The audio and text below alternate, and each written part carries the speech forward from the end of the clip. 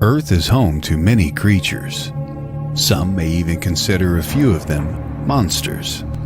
But what of those more elusive and hidden creatures? The ones we just can't seem to find. Welcome to Monday Morning Monsters. Cryptozoologist and paranormal researcher Barnaby Jones talks about the unknown, mythical, undiscovered, and unidentified creatures from around the world, and the people who have seen them, look for them, and research them. Hear from witnesses about their encounters, as well as renowned names in the field about their work and research.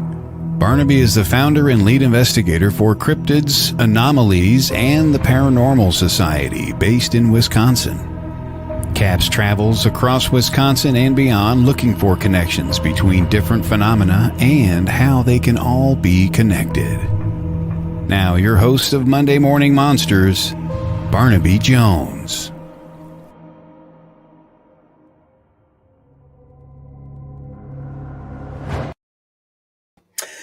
Good morning, monsters. I have some comments over here already. Good morning, Resnick and Lee and Phoenix Draconic readings. There we go. Good to have you guys all here today. We have a great show for you today, and I want to get started right away here with what we got coming up. Guys, remember we have our series on Paraflix, on the Trail of Undiscovered Beasts. Season 1 is streaming live now on Paraflix. It is all about Bigfoot activity in Wisconsin. Season 2 will be coming out later this year, and we'll cover some other cryptids from across the country and beyond. So make sure you check that out. If you're interested in Paraflix, it is a Netflix-style streaming platform. And you can use promo code CAPS10 to get 10% off your first 3 months. That's Paraflix, Paranormal Plus. If you're interested in showing your support for our show, Monday Morning Monsters, our other podcast, Whispers from the Dark, or our other research or investigations, you can go to our store and shop there. You can get t-shirts, hoodies, sweatshirts, magnets, stickers, mugs, tote bags, tank tops, pillows, and whatever else you want to stick our logo on, probably on that site.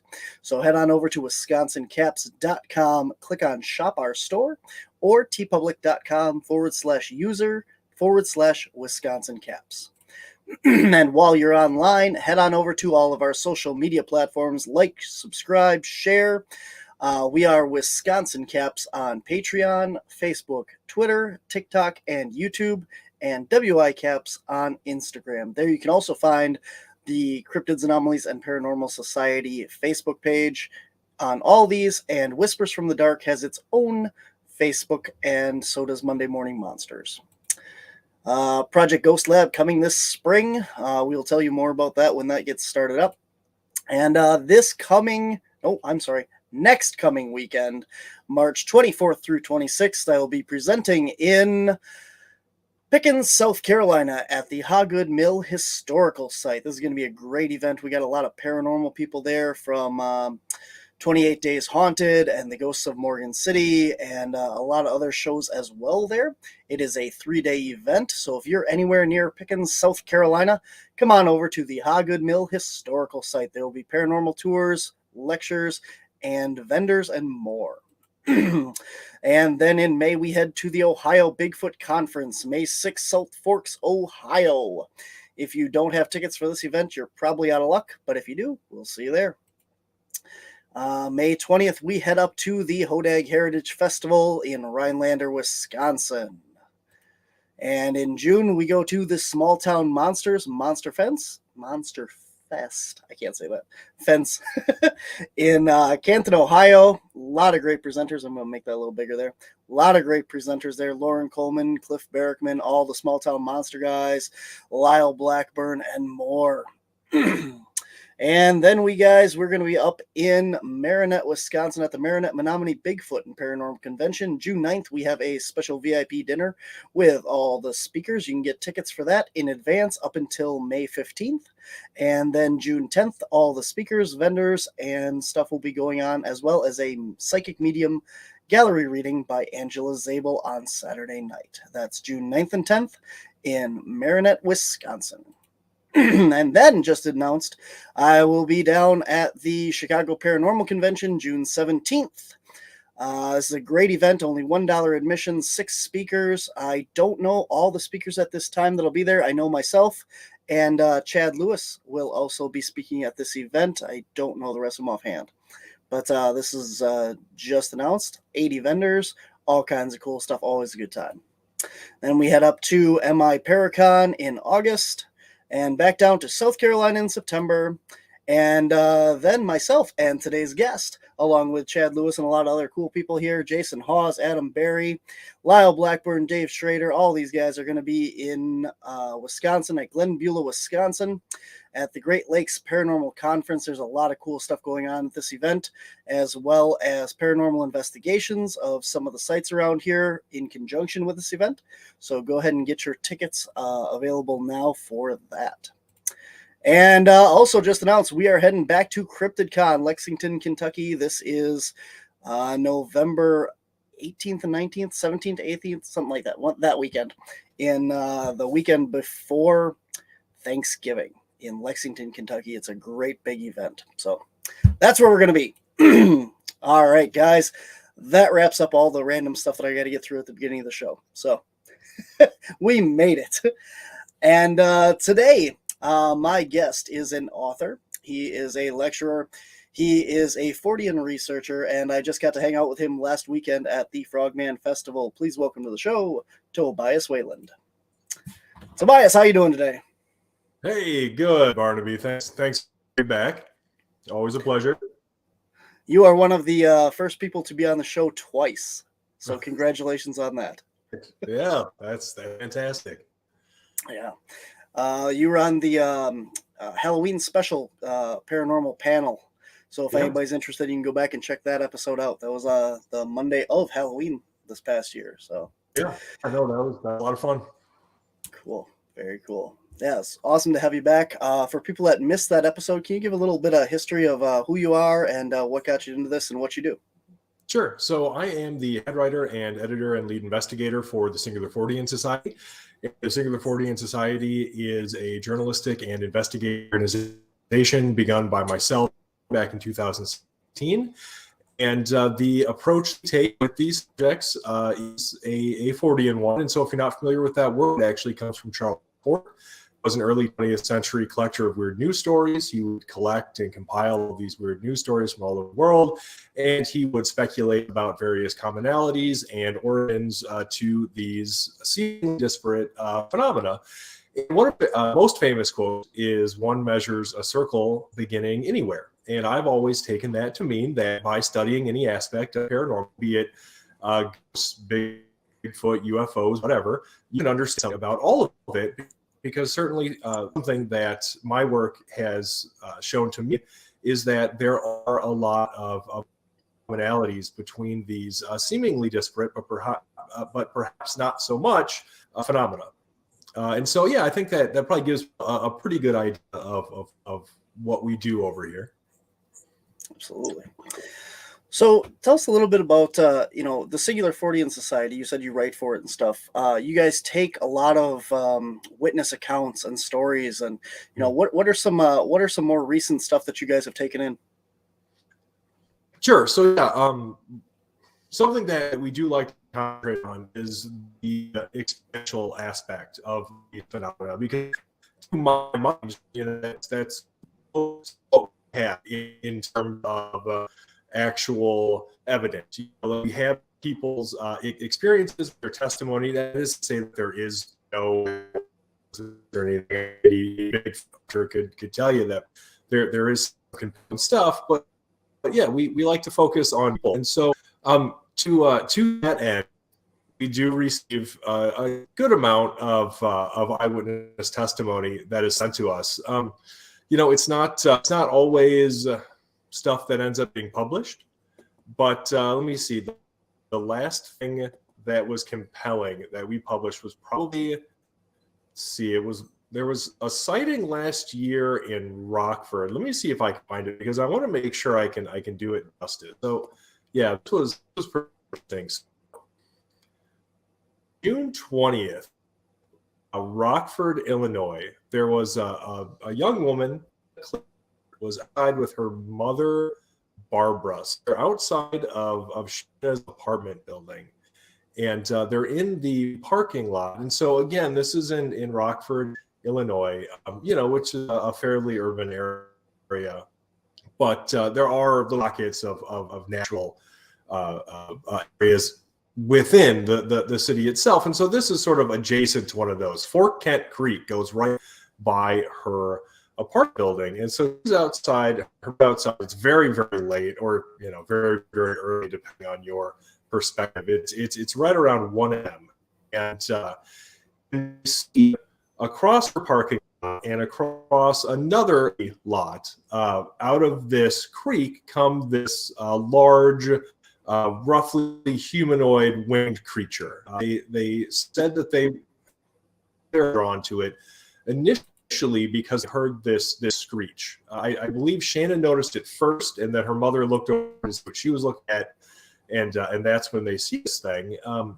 And they described it as being very big. I believe Shayna compared it to the approximate size of their dumpster in their parking lot. So you can imagine something very, very bulky. And they see this thing climb the creek, and it spreads these enormous wings, and it takes off. Takes off into the air, flies along the tree line, and they lose sight of it. And so they're understandably freaking out, frankly. And Shayna calls up to her roommate and asks her to bring down a flashlight so they can go look. And so they spend some time looking for it, even going so far as driving down to this park that was in the direction of where this creature flew, and they couldn't find it. And so her roommate's like, well, I didn't see anything. I'm gonna go to the gas station, and then I'm going back to bed.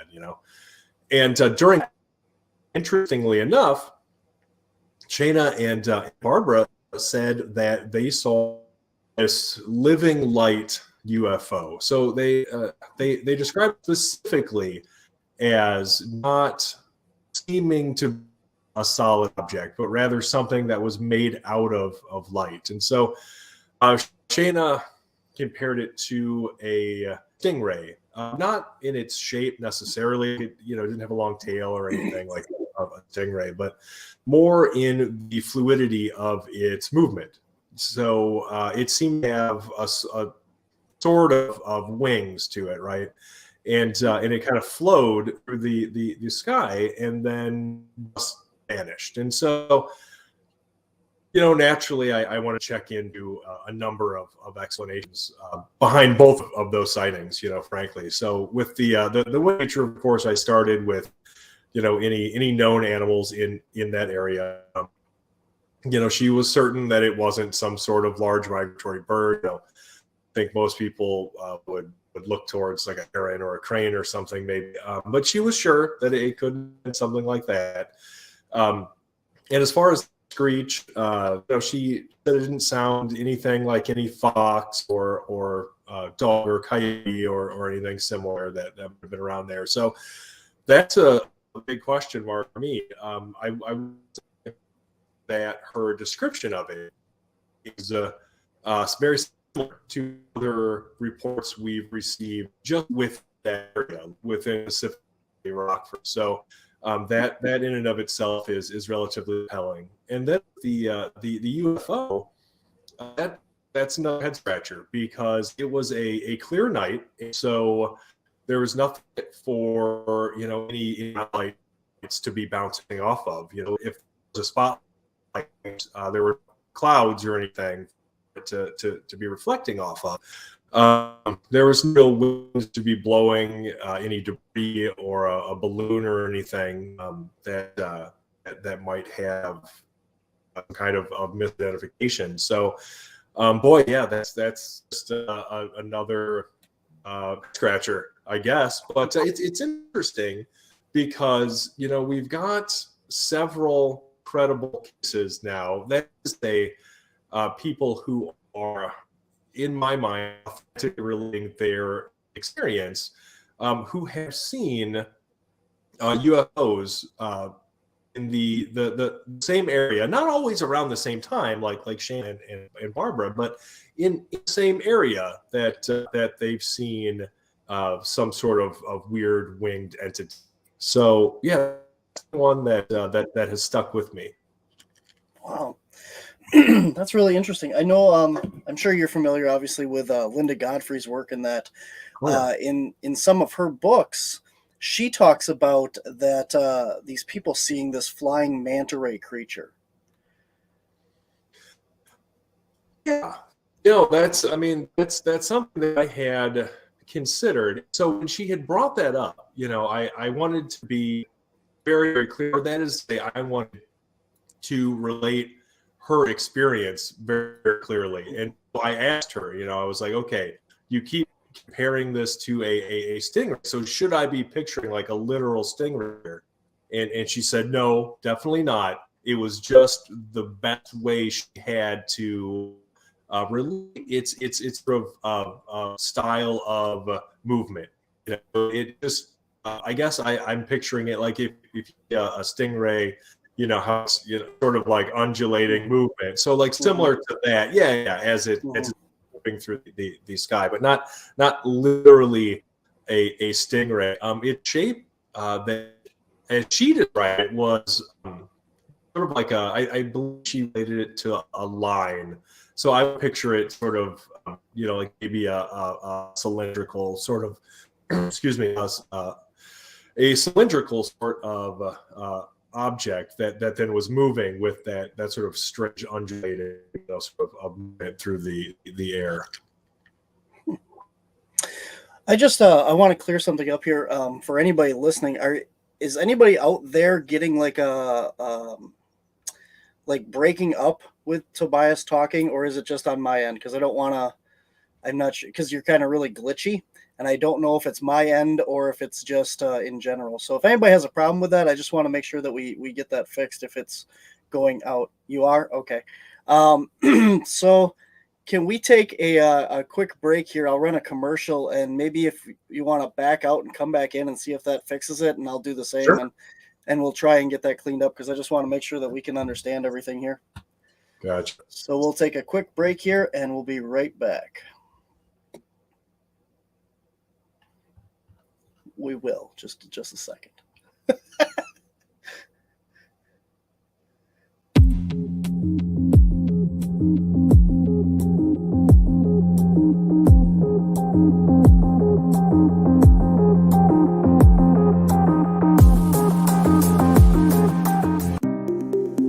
Download the new station calendar and never miss another show. To get it is simple and free. Just visit WLTK-DB.com to download or tap the subscribe button on our mobile app. Once the file is in your downloads folder, just double-click it, authorize it to your calendar, and boom, you have every show listed. Not only does it list the shows, but also the links to watch them live. We would like to thank Danny Loosemore for developing this for us and hope you enjoy it as much as we do. Get yours now at WLTK-DB.com or just click subscribe on our mobile app. See you at the shows. Put the power of this station in the palm of your hand and download our mobile app. Visit the App Store, Google Play, and search for WLTK-DB Talk Radio and download the app for free. Listen to past shows, download our station calendar right to yours, and even shop. The WLTK-DB Talk Radio mobile app, now available on the App Store and Google Play. Download yours now.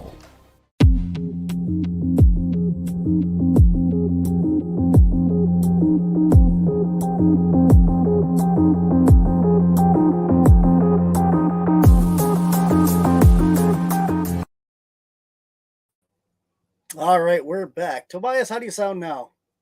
Hopefully better.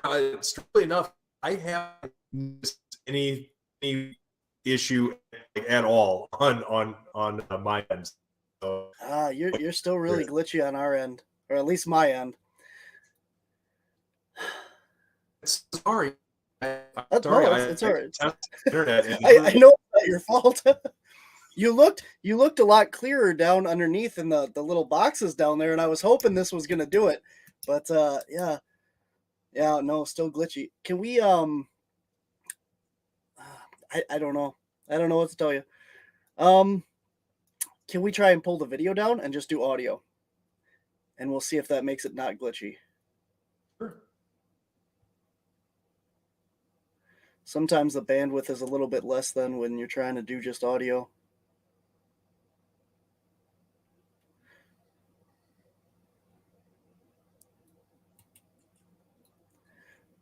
Lee says she can understand, so we're good to go. I mean, it's not too bad, but okay. I went ahead and internet speed test and everything, checked my connection, and it's working great. So I don't know what the actual issue could be. I don't know. Certain people, I don't know if it's weather or what, but certain people have issues. But yeah. Well, we will bullet on here. So thanks for bearing with us, everybody that's listening. And I wanted to try and clean that up before we got into our main topic here, so everybody can get the full gist of it. But so today I asked you on because I wanted to get a recap, a update of all the stuff that's going on down in the Chicagoland area, because you guys keep you and Lon keep reporting all these more and more sightings and stuff down there of what you guys are calling the Lake Michigan Mothman and that situation down there. And so you guys have had some really interesting sightings and stuff around O'Hare and the little Chicagoland area. Can you tell us a little bit about some of them? Sure. So most recently, I think people are probably familiar with the sightings reported around O'Hare. Now, before I go any further with those, I do have to say that there are some issues with those particular sightings, and so I don't believe every sighting is necessarily created equal. That is to say, like, I have certain standards to which I will have to investigate something before I'm willing to say, hey, I don't know what happened to this person, but something weird actually really did happen to them, or at least they experienced something that they can't explain. And, by and large, have that from the O'Hare sightings. Now, I'm not accusing anybody of any wrongdoing or anything else, but reality is, like, I've never been able to follow up with any of these witnesses. When I've been given contact info, it's in email address, and I can't verify any of this. And I say that specifically because these O'Hare sightings are very,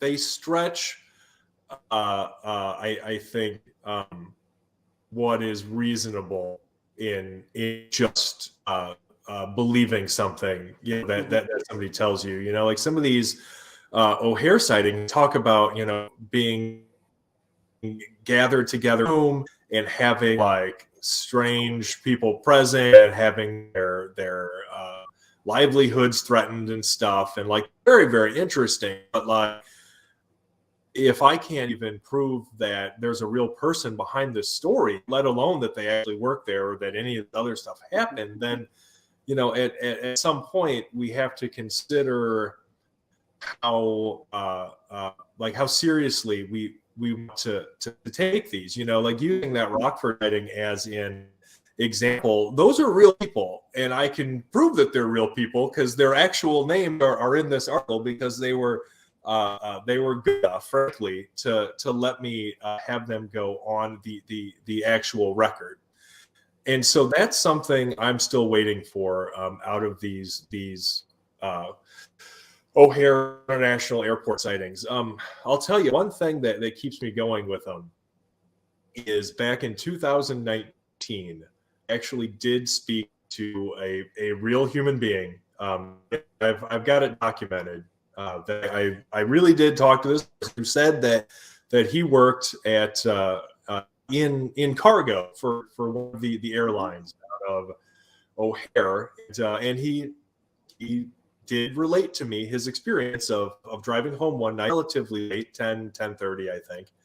And he was driving on West Higgins, which is next to the airport. And he was going to go meet some friends for a drink or something after work. It was a very normal human thing to do. And there's this wide open area there that is bordered by this tall barbed wire fence. And so as he's driving on Higgins and he's going to go meet his friends or whatever, he said that he saw off to his left this figure in this huge field.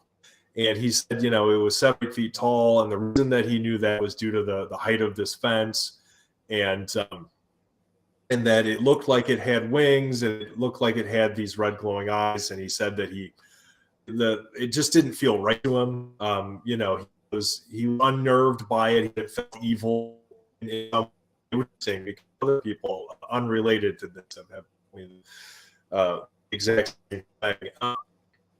So even let me use his first name in the article. It's Daniel, for anybody wondering. And in that conversation, 3.5 years ago is or 1.5, I guess, is what keeps me going, because it did correlate, has in some ways reinforced some of the other narratives from supposed out of it.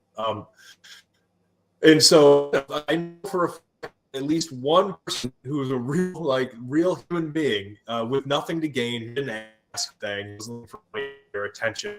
He didn't use his last name because he worked there, and he's like, well, I don't want people to think I'm crazy.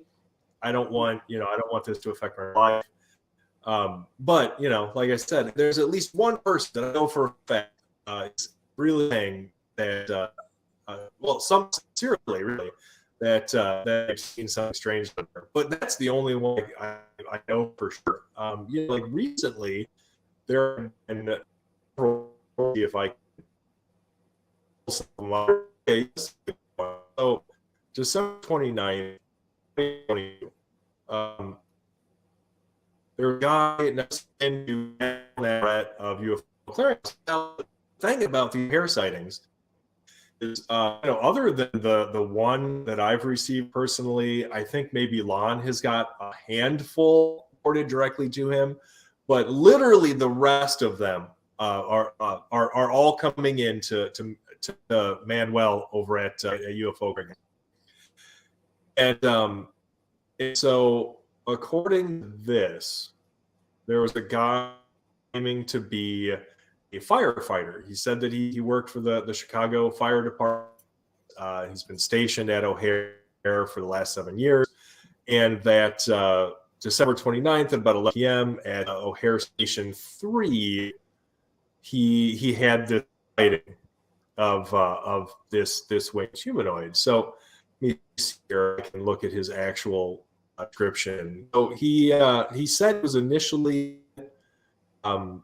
he noticed this chirping or clicking sound, which is something that we've seen in other reports, but we'll say we mostly have seen that in reports out of O'Hare or Little Village. That is to say, reports specifically reported to Manuel over at UFO Clearinghouse. And so he hears this, we're down, he sees this creature that he says looking at him with a pair of large eyes that had the intensity of a pair of taillights or one of the lights on a fire engine. And it just sort of stood there and looked at him and made rapid clicking sound. I should add that this is it's standing on the edge of this HVAC plant that is nearby this O'Hare fire station. And so he sees this thing, it's making a weird noise, and he says it spreads its wings that were roughly 15 feet in wingspan, and then it takes off. His body was thin, these were very thin and long. They looked like they would be unable to support such a tall body, but somehow they did regardless. And he goes on to say that he went in and told his coworker, and some of them made fun of him, which is very normal. Honestly, that's what usually happens.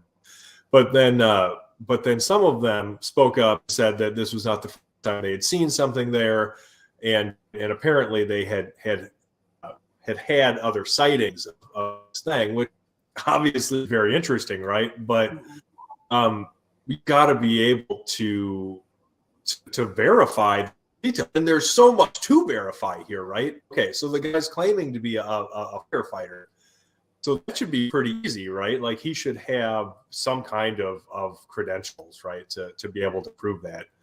And then just that, that he's a firefighter at the port there. And again, that should be very, very easy. Pretty much kill two birds with one stone, because once you're able to verify he's a firefighter, you should be able to verify that he's actually stationed where he said he is too. But then, and this is something we've seen in these other O'Hare sightings as well. He's talking about going to his coworkers and other people having said that they've seen the same thing, right?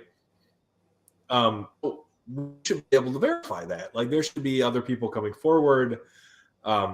See at least one person by now, I would think, would, like, we should have been able to verify this.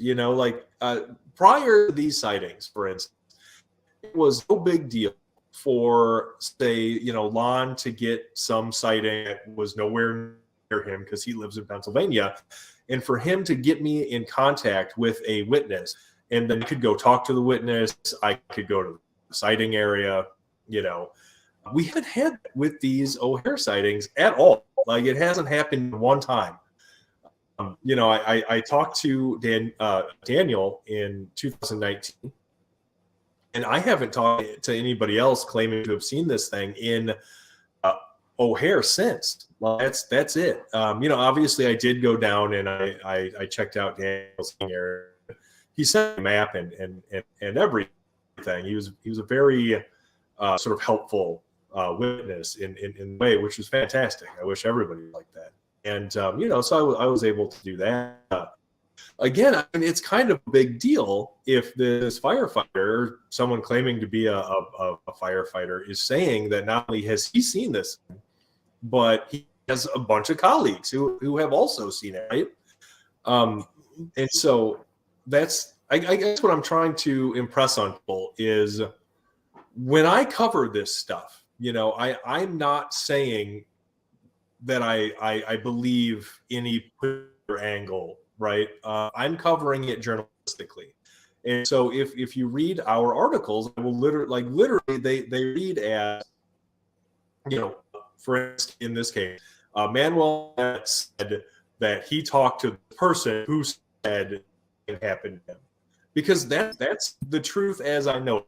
All of the facts that I have. Basically, it starts and ends with this investigator saying that he had a conversation with somebody. I'm not able to verify, so I have to make it clear that this is all going off of one person's word.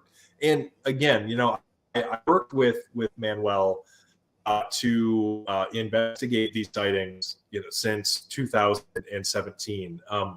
I've never seen any evidence of wrongdoing. Certainly, I would tell people if I thought he was complicit in any kind of hoax or anything.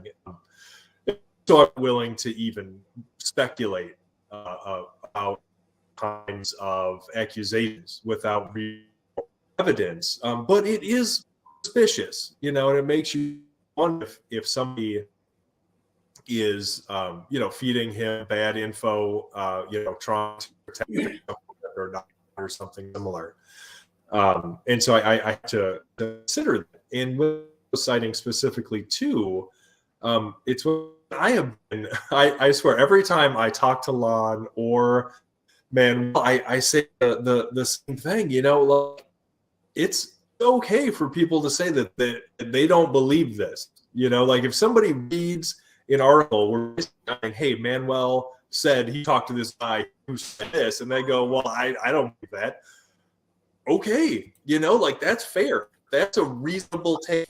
And I can't blame them, you know. So if we want people to take this stuff seriously, right? If we want people to look at these sightings and really believe that, if nothing else, people are at least having some kind of unexplained experience, you know, outside of their personal paradigm. You know, people are seeing something that they just can't explain. Then, you know, we've got to have more than what is being presented. Those sightings specifically, like specifically there.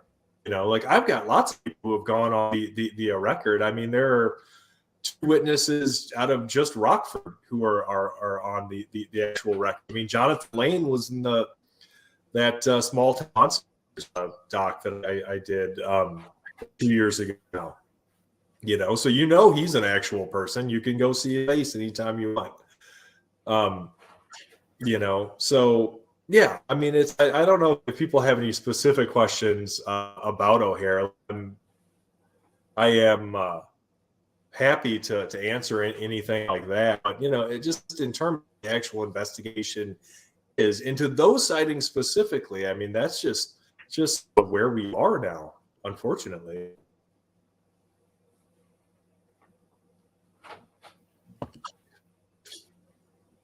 Oh, Barnaby, are you sleeping?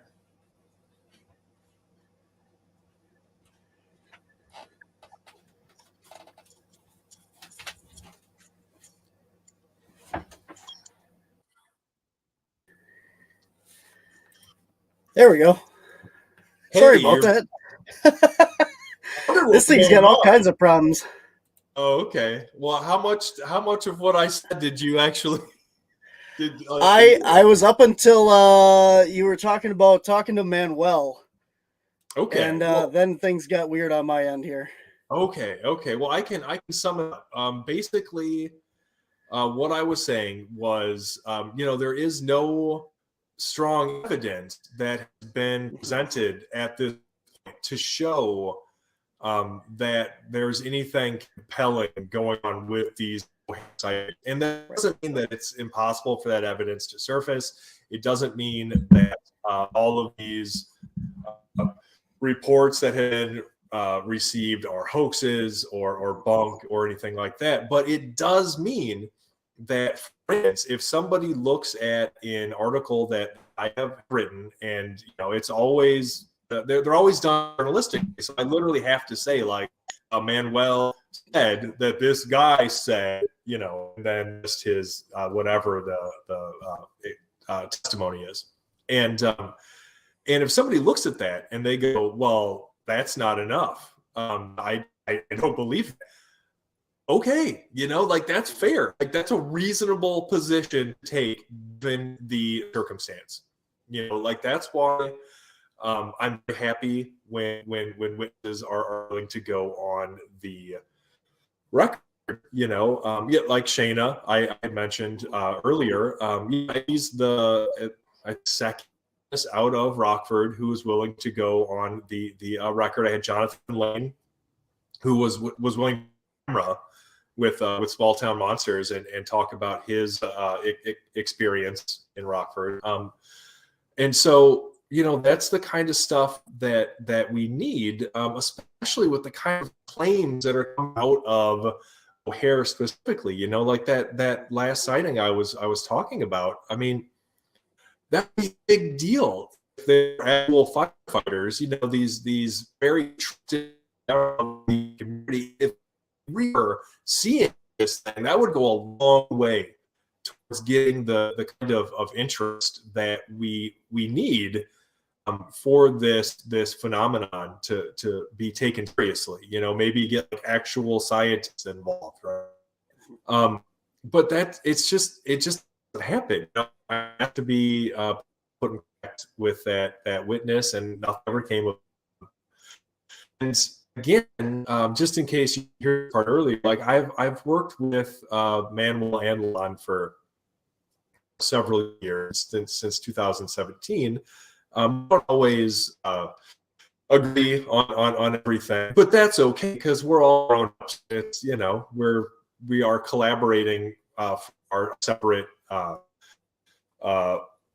organizations, and so you know, we don't work for the same company or anything. Like, it's just three people happen to be getting similar things who are working together to try to make sense of any of it. But I've never seen anything in that time that would make me comfortable presenting any kind of accusation of hoaxing or fraud or anything on men's part. And so I'm willing to do that. I'm not even going to speculate about it because that's serious. That's a serious thing to do to somebody. And so I'm not even going to entertain that without good evidence that it has actually happened, and I don't have any. But it does seem suspicious that you've got these wild claims coming out of O'Hare and nobody on the record. But beyond that, nobody that we've been able to verify, you know, like nobody I've been able to make sure this, like, they actually exist and are who they say they are. Nobody that Lon has been able to talk to. It's a little odd that they all seem to be coming into Manuel specifically. Like I said, I have received one, was back in 2019. I know Lon has received a handful. But beyond that, like, they all seem to be going to UFO Clearinghouse. And so we have to consider, you know, is somebody's creative writing project? You know, has somebody seen the actual legitimate sightings that have real people that are monstrably real that we can show, you know, who have actually something that they sincerely don't understand, and because of that, people are sort of picking up this story and having fun with it, you know, because again, you look at some of these O'Hare sightings and like the weird government cover-up stuff has been reported. Nobody can verify. It's a bridge too far, frankly, just without something else to go on currently. And so when people see these stories, I mean, I'm going to continue publishing them and I'm going to continue covering them as objectively as possible. When people see them, I hope that they are using critical thinking, you know, to say, okay, well, here we have a report that literally is all of the facts that we know is that this one investigator is saying he talked to somebody. Now, that's fine. Yeah, there's nothing wrong with that necessarily, but that's not as strong as a report where, hey, there's somebody who has gone on the record, significant follow-up on site, you know, in investigation and similar. Those are not equal sightings. They don't have the same level of credibility, you know. And so, yeah, when I talk about this stuff, you know, I know everybody's interested in the Mothman stuff and everybody wants to believe in a monster, you know, this airport, but you also have to we have to restrain ourselves somewhat and try to look at this stuff using reason to be able to just determine the overall credibility of something. And so when it comes to these hair sightings, unfortunately, the level of credibility is at this point just not very high. Lee says David Paulides has witnesses sign an affidavit. David protects them or him and the witnesses. The witnesses knows their story is going to be told the correct way. Now, see, I know we'd already had this whole conversation back about a year or so ago when we were doing the whole Mothman Chicago episode for Caps, and you know, we're talking about these. A lot of the times, these witnesses. And I think this is a great idea, by the way, Lee, but sometimes people don't want to go any farther than just have their story out there and get it off their chest and be done with it. They don't want their name associated with it. They don't want to answer follow-up questions. They just want to say, hey, this is what I saw. I don't know what it is. It's bothering me. Now it's your problem. And, Tobias, you had talked about how, Manuel was getting a lot of these reports. And again, you don't want to say that he's making them up, but you're at the same time, you can't verify that the people that are sending them to Manuel aren't the ones that are hoaxing it. Because a lot of times you have these situations where, the Chicago Mothman, I think, has become this big deal. I mean, I've seen shirts with it on. I own a shirt with it on. There's Tobias, you have a book on this whole situation. There's multiple other books out there on this situation. And it's become very mainstream for our, area of the woods to talk about this. And it's possible, these people just want to be a part of that narrative and have their story in it. And that's unfortunate, because there are people who have legitimate sightings. I have personally talked, you said that you've talked to people that legitimately have. We interviewed a couple witnesses who legitimately have had sightings of these creatures. And the other thing, too, is these people, they're not Fortean researchers. They're not cryptozoologists. They're not, have any in-depth research into these topics. So when they go out there, they're seeing things. Yeah. And, for all we know, I mean, Chicago's a big city. There's a lot of garbage. There's a lot of stuff. I mean, you could have a big trash bag blowing through the sky. And if it flaps just the right way on a windy day, it's the windy city for a reason. And it flaps through the sky in the right way, and you see it at night, it looks like a giant Mothman or something, and they're seeing it. But it's not what, it's a misidentification. It doesn't have to be a bird or something. It could be something very weird.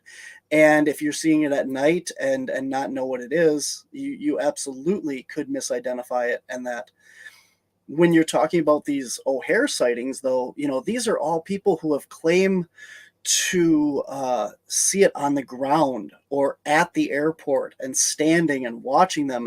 And like you said, these things are, I really want to say, like, phenomenal experiences. And I don't mean that in necessarily a good way or a bad way, but they are these phenomenal experiences of, oh my gosh, look at this thing. And then all of a sudden, like you said, these people claim that they all got taken into a break room and their superiors came in. They had video of these things in the one report, and they were all confiscated and stuff. And for all you know, this is true. And for all you know, this is somebody's, like you said, creative writing project. So it's a very shady, just a gray line that you got to walk on these things, because if this is happening at the airport, and I could totally understand why the airport wouldn't want this out there, because it's 100% a safety concern if these things are out there. And two, if they are there are hundreds and hundreds of people that go through that airport every day. You would think that you would have more of these sightings. And, we also talked about this when I did my first interview with you, that people always come forward with the whole thing of, you and Lon and Manuel are the only ones getting these reports. Well, why is that? Are you guys making it up or whatever? And 100% that's not the case. Because when you search, like I did, for the Chicago Mothman and Owl Man and winged humanoid and stuff, it all leads to your websites. Because when you're getting those reports and putting out those reports, that is the search engine looking at it and pushing it all to you. So you cannot, when the average person is seeing these things and wants to report their sightings of whatever, trash bag in the sky, crane in the sky, Mothman in the sky, when they want to report this, you guys are the first ones to get it. And that's not saying that you guys are, Manuel's hoaxing it, or Lon or you or anybody's doing that. It's just that when they want to report it, that's the first place that comes. So yeah, that's definitely true. And it's something that I have had to explain a lot. And it's a fair question. And I've never begrudged anybody asking that. I really, really have not. But it is pretty much exactly, what you said, as far as why that seems to be happening. Although, MUFON has received some, I've had other cases referred to me, like my friend Adam Bennett over the Pine Barrens Institute. He has referred cases to me. Let's see, Dell over at the National Cryptid Society. He has referred witnesses to me. What'll happen? I'll have a colleague or something who has their own, paranormal or cryptid or whatever organization, one of these sightings, and they'll go, well, this is a weird one, so this, I'm going to send this right to Tobias. That's his. It's like, this is, I don't know what to do with this. And so, like, they get reported in other places, but there are multiple ways for those reports to be funneled to somebody like me, because frankly, most people know if they get something like that, just send it to Tobias, because he already deals with that stuff. And so, and actually, speaking of witnesses, as it was brought up before, having people sign affidavits and stuff like that. I don't know how comfortable most of the witnesses I work with be with that, but I tend to, I will record every single conversation that I have. It's not a secret, but I do, because I want there to be some kind of literal record, and then it helps me, frankly, because something that I do when I'm writing about somebody's experience is I'll go through that recording and I will transcribe the whole thing. And then when I am writing about what they told me, I can quote them directly. And I've got a very good response from witnesses over the past several years since we started doing this about how appreciative they were that I covered their experience in a way that was authentic to it. Like, they feel really good about the articles and things written about them, because it's so accurate. That's something I wish we saw more of. And that would help with these O'Hare reports, for instance, because you don't see that. Manuel and does this. It's totally fine. Like, I'm not trying to insult anybody or anything similar, but when they talk to witnesses, they don't necessarily record everything, so they don't have these direct quotes.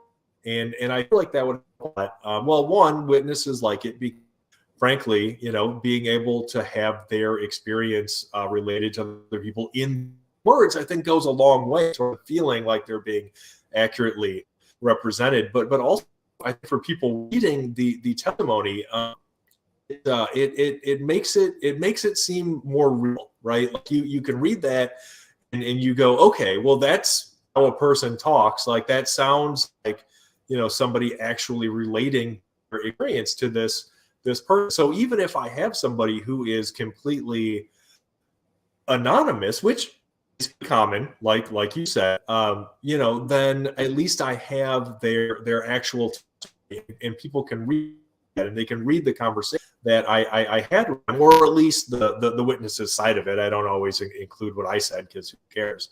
But they can read this witness's experience, in their own words. And so even if they don't know this person's name, there's a connection that go, yeah, like, that's how a person talks. This is clearly somebody relating their experience. And it goes a long way, I think, towards the credibility. And the other side of that is, if there is an investigator who has any questions about some kind of sighting that I've covered, or even if they just want to verify it for whatever reason, I have all of this evidence that I have spoken to these people. And it's mostly backed up. I've lost some. I'm not perfect, but there is still quite a bit of it. Like, I've got a television project. I can't talk a lot about it right now. But I'm sure people will find out about it later this year. But part of the reason that this particular television project is being able to move forward is because I kept all that stuff. And so with with witnesses' permission, of course, I have all of this stuff that I can go and say, okay, well, I mean, here's proof. Like, here's proof. I talk to these people that they exist. All of it, and that goes a long way. When trying to get something made. And so there's lots of good reasons to do that, and I wish that it's something that happened more. And like I think overall, this benefits witnesses most. Most of the people with whom I speak, this is a sort of cathartic release. Most common thing people will tell me is, they have this impossible experience. It could be seeing a UFO, it could be seeing a ghost or a Bigfoot or a Mothman or whatever, like whatever thing they have.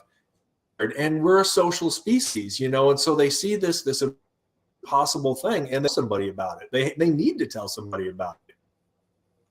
Go to could be a spouse, sibling, parent, close friend, whatever. And this person that they need to be able to trust with anything, they try to get this, off their chest. And number one response is they get laughed at. They get laughed at, and then they don't want to talk about it, and then they don't talk about it until they meet somebody like us. And they think that they'll actually take it seriously. And so you're right. A lot of people don't want to talk to more than one investigator. I've tried to, give contact info for witnesses to other investigators, or even like contact witnesses to be like, hey, would you be willing to talk to this person? And most of the time, I don't even get any kind of like response to them, because you're right. I think they're just done after they do that. But all that means other stuff that I do, all of the recordings and all of the things that I keep and all of the effort that I make to write this stuff that seems, more credible because I'm using their direct testimony and everything. It just makes that so much more important. It really just goes to show how necessary it is to document every step of this stuff, because otherwise, why is anybody gonna believe us, right?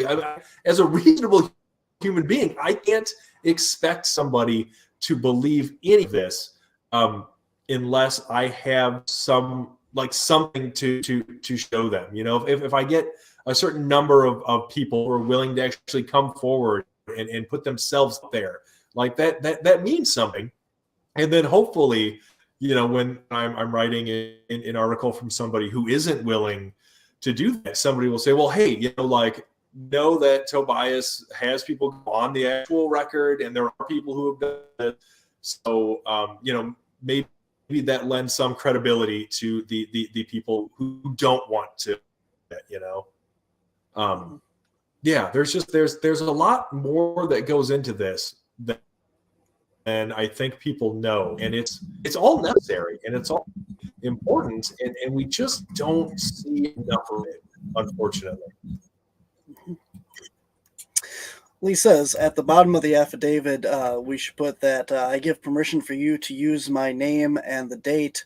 And if you don't give permission to use the story, do not publish the name. Yeah. And actually on my website, Wisconsin Caps, we have that as part of our report. You can either do it anonymously. You don't have to put a name, or you can also choose whether or not you want to be contacted. So you can just leave a report and that's the end of it, or I'll contact you about it.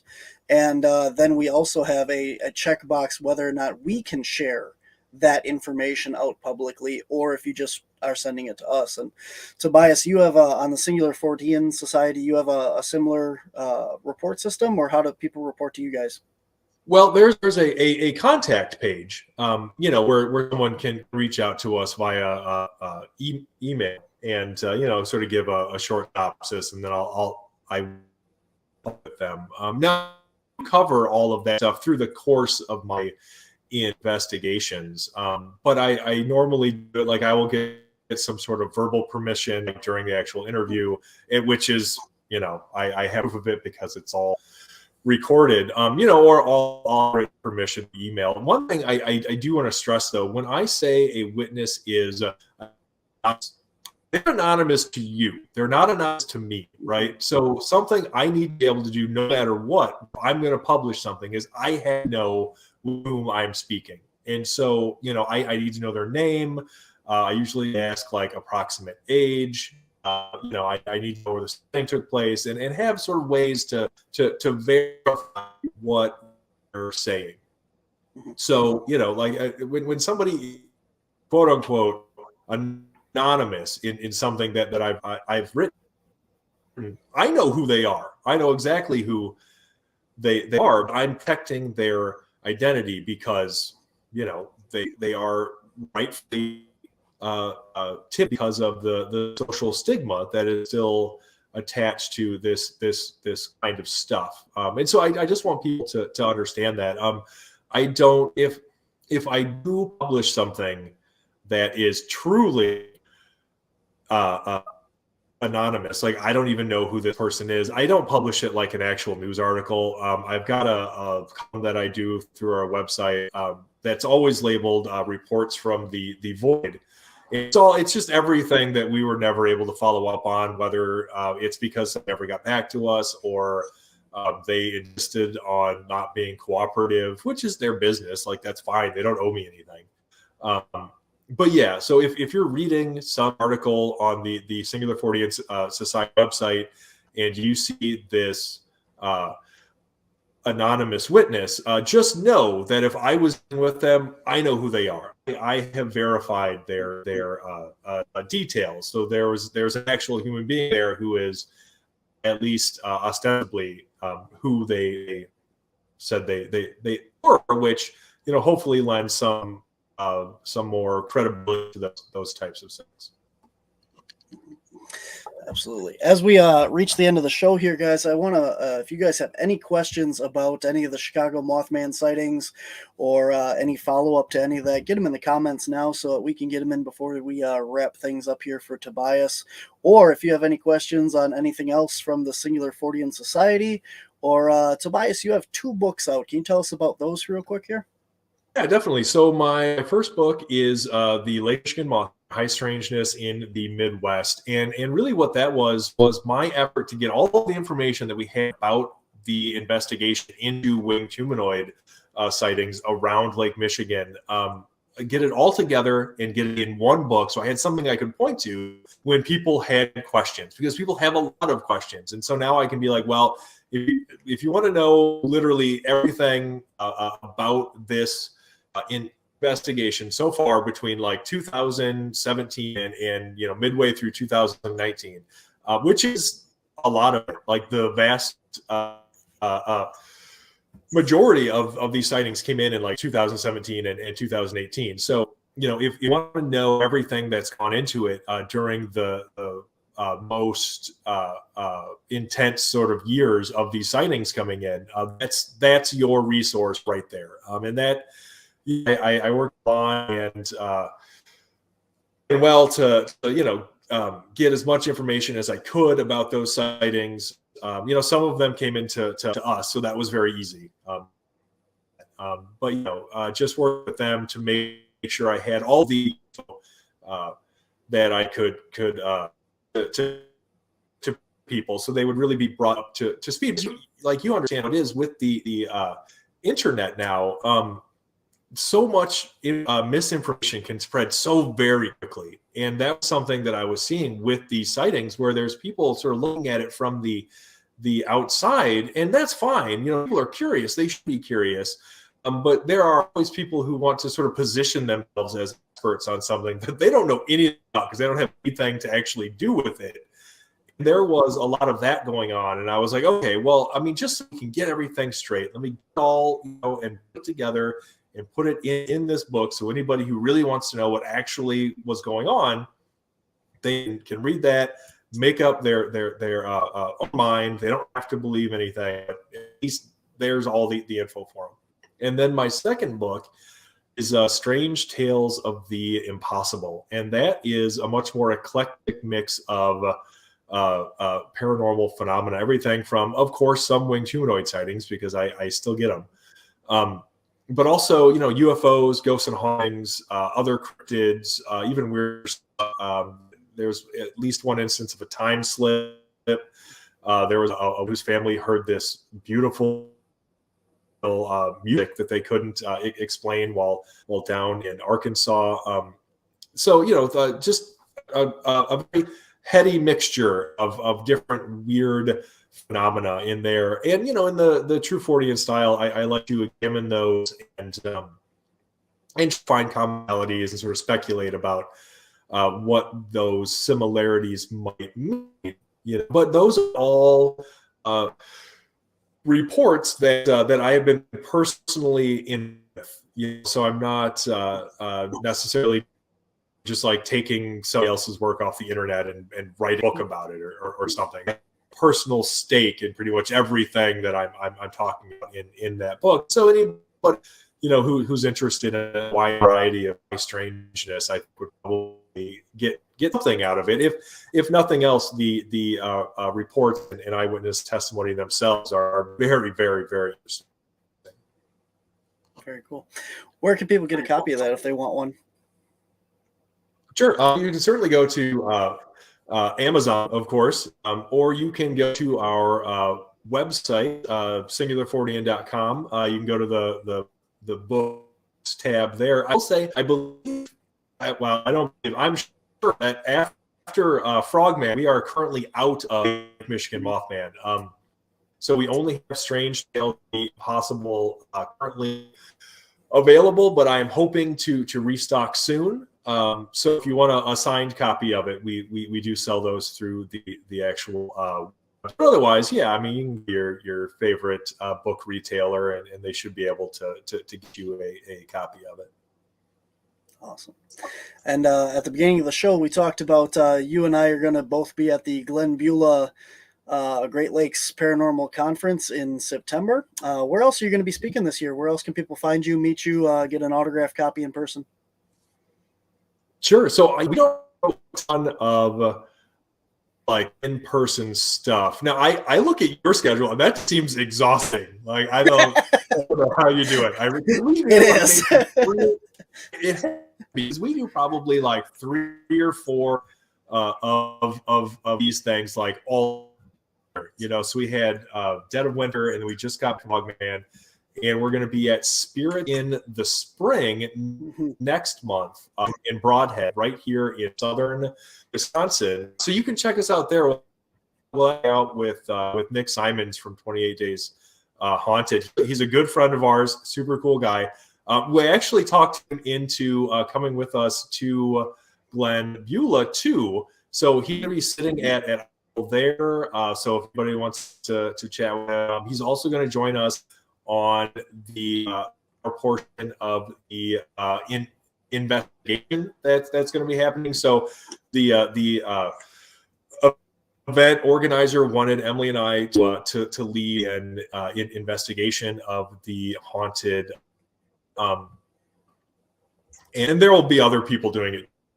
There's going to be time slots. And so our time slot, I don't actually know when it is. I don't know that they've actually let anybody know because it's so far off. But like our time slot, we will be joined by Nick Simons. So if you want, you know, an opportunity to investigate a haunted place with me and Emily and Nick from 28 Days Haunted, then you should definitely check it out and join us. Absolutely. Yeah, I will be doing a tour as well that weekend, and I don't know when I'm going to do it either. So, but I'll be one of the other leads. So, yeah, surprise! I'll just show up at 1. Yeah, right. Awesome. Well, it doesn't look like we have any other questions for you. I did want to make one other comment, and I don't know if you knew this or not, because I don't think I was aware of it when we had our first interview. But going back to when we were talking about 2017, you know, these things were just starting out in that. When I was doing research on the Mothman, I got kind of burnt out on it, and I stopped researching for a while, and I took a sidetrack onto UFO stuff. And I was reading one of Nick Redfern's books on encounters and witness testimonials and stuff. And I can't remember offhand the name of the book right now, but one of his books on that.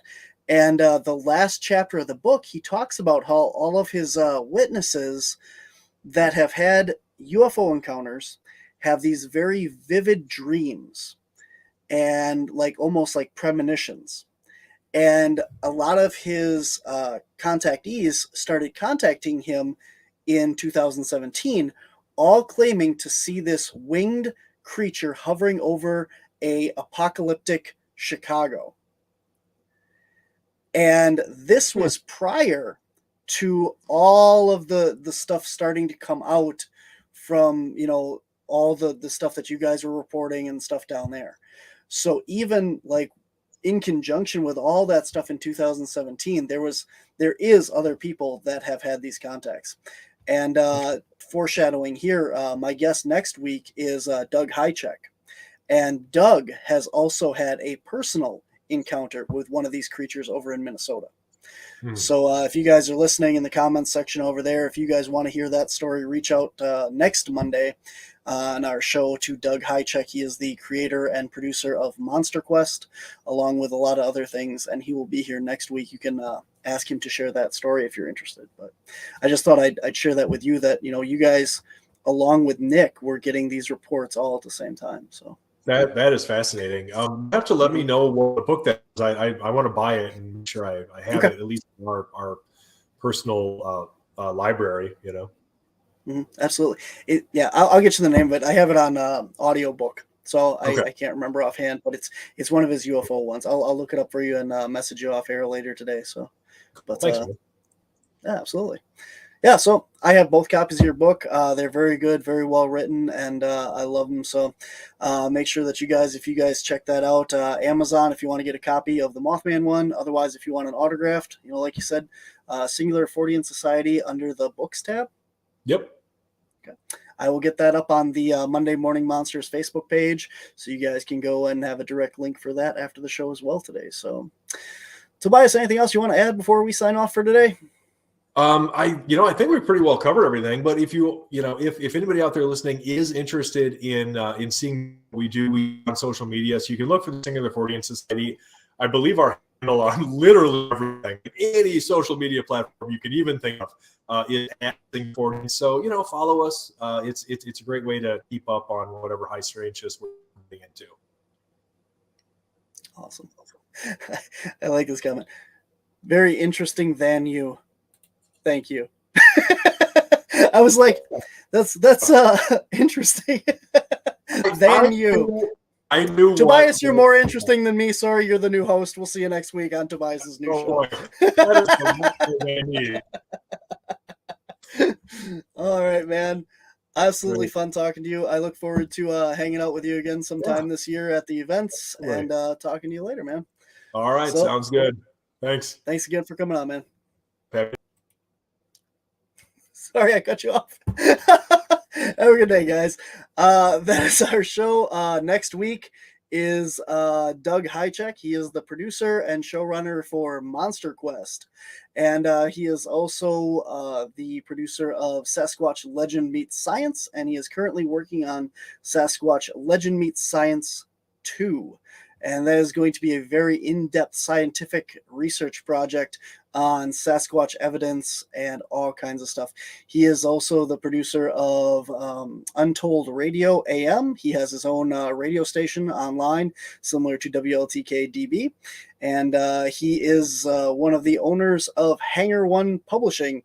So he puts out a lot of the books that are from your favorite authors and all that stuff. So Doug Hychek has his fingers and everything in just about every aspect of the field of cryptozoology. And he was the first person to get video evidence of the giant squids, first ever. He was the first ever to put a camera inside a beaver den. Beaver Lodge. So many amazing things that this man has done. Really cool guy, very nice, very open. Make sure you guys come check that episode out next Monday right here on WLTK-DB Talk Radio, Monday Morning Monsters. And until then, we'll see you out there, guys. The truth is here and now on WLTK-DB Talk Radio at WLTK-DB.com.